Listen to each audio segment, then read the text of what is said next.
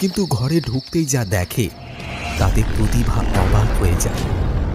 মীরা একটা জ্যান্ত ইঁদুর চিবিয়ে চিবিয়ে খাচ্ছে, আর ওর মুখ থেকে ঝরে পড়ছে তাজা রক্ত। মীরার এই রূপ দেখে প্রতিভা ভয়ে চিৎকার করে ওঠে।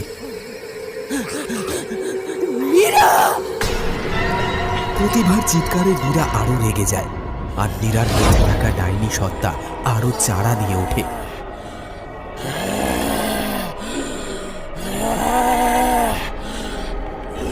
মীরা, এ তোর কি রূপ?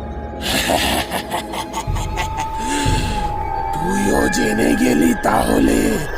তোর মেয়ে ঝর্ণাও জেনে গিয়েছিল, তাই তো ওকে ব্যালকনি থেকে ধাক্কা মেরে ফেলে দিয়েছি।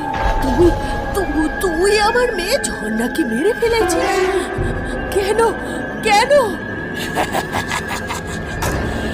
এইবার তোকেও মারবো, তুইও বাঁচবি না।